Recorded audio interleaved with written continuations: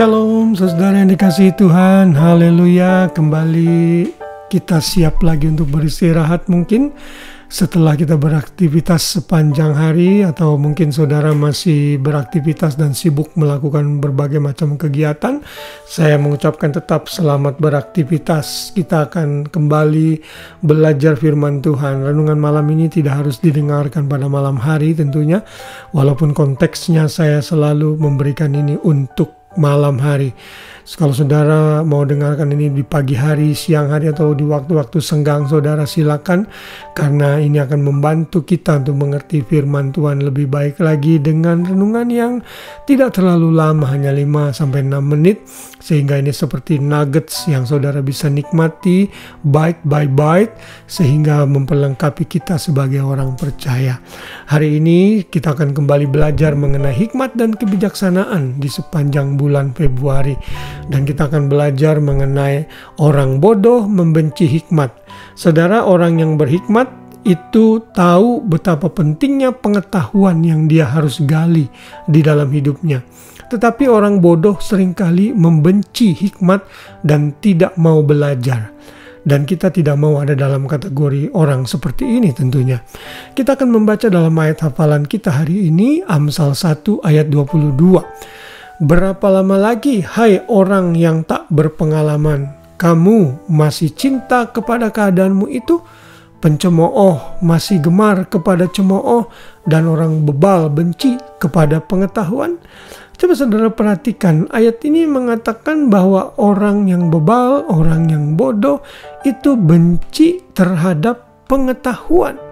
Dalam bahasa Inggris ayat ini dikatakan, how long, O naive ones, will you love being simple-minded?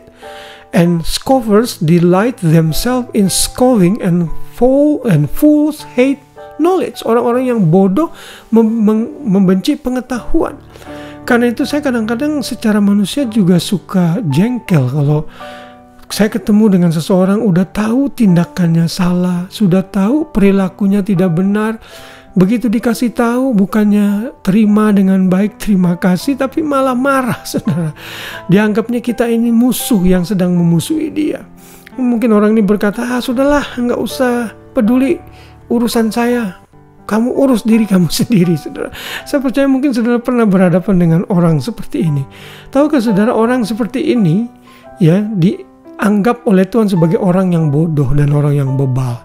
Karena kenapa? Mereka membenci hikmat, mereka membenci pengetahuan. Dan orang yang seperti ini tidak akan pernah bisa maju dalam hidupnya, baik dalam hidup sekuler maupun hidup kerohanian. Tetapi hari ini kita diingatkan bahwa jangan seperti orang bodoh. Kalau saudara mau mendengar renungan malam ini hari demi hari sampai bulan Februari selesai, itu berarti saudara tidak ada dalam kategori orang bodoh. Saudara dan saya berarti mau belajar menambah hikmat kita dalam kehidupan keseharian kita. Amsal 1 ayat 7 berbicara hal yang sama. Takut akan Tuhan adalah permulaan pengetahuan, tetapi orang bodoh menghina hikmat dan didikan. Jadi orang bodoh itu tidak mengerti betapa berharganya hikmat. Di dalam ayat yang lain dikatakan hikmat itu lebih berharga dari mutiara yang namanya rubis. Itu mahal sekali. Tapi kalau orang bodoh itu tidak menghargainya. Mereka dikasih sesuatu malah menggunakannya untuk hal-hal yang tidak berguna.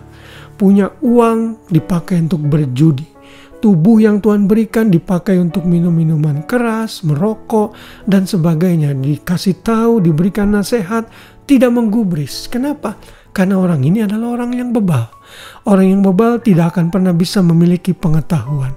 Orang yang tidak memiliki pengetahuan, hidupnya tidak akan pernah bisa berhikmat dan bijaksana. Amsal 8 ayat 5 berkata, hai orang yang tak berpengalaman, tuntutlah kecerdasan, hai orang bebal.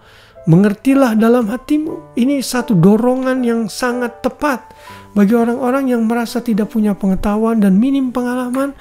Kita harus mencari pengetahuan yang baru, tuntut kecerdasan.